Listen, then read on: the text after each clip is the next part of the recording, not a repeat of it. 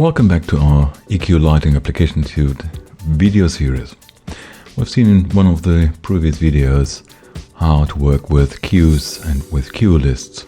And in this case we have a list of cues in a cue list, which is then played automatically with certain fade in, fade out and control delay times.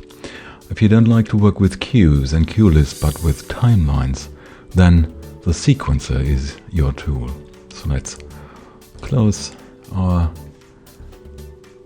preview and stop our cue list to have a look at the sequencer.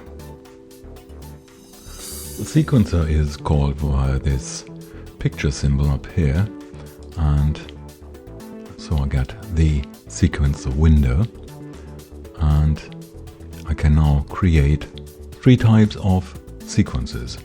I can add a standard sequence, a media sequence and an emotion FX sequence.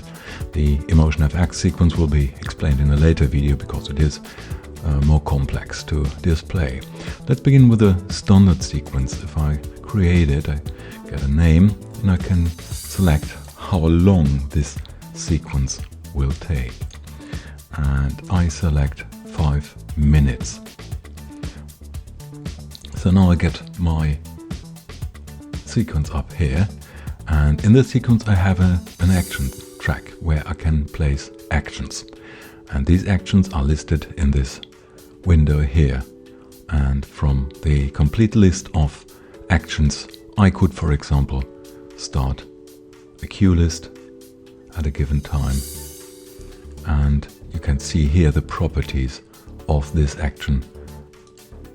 So this could be cue list 3, play this cue list, and I could define a very exact time in the timeline when the cue list will be started. One of the possibilities is I could send a MIDI control change message on channel 1 controller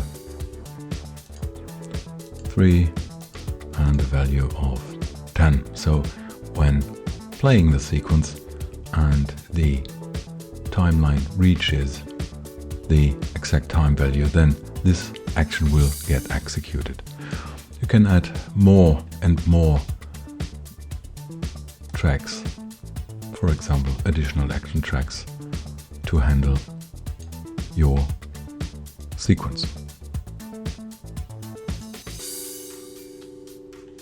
So this is a standard sequence. Let's have a closer look at the other sequence type, which is a media sequence. The other sequence type in the sequencer is a media sequence, and in this case the base for the timeline is not just time, but it is a media file. You can select, for example, a video as the basis of the sequence. So now we have a video as the underlying time zone.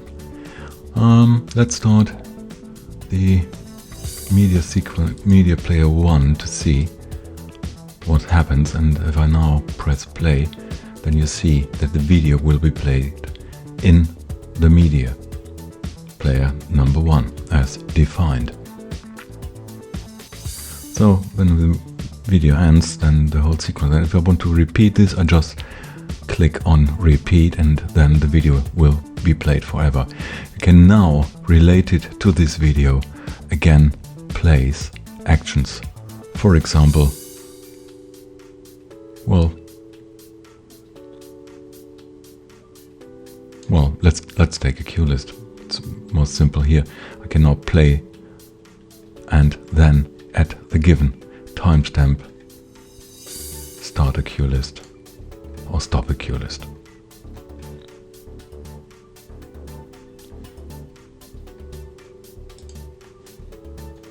You could even combine the two media players in the sequencer. For example, now create a new sequence and a second sequence, and now you can select the media player 2 as the target. Or we'll take another video. Now, if we take the media player too, make it a little bit smaller so we can see both. You now play. Well, let's close it, then you can see here. This is one video playing and this is the other. And the key is, in the two sequences, you can place actions from the selection to the action track, and in this way control the timing of your sequence.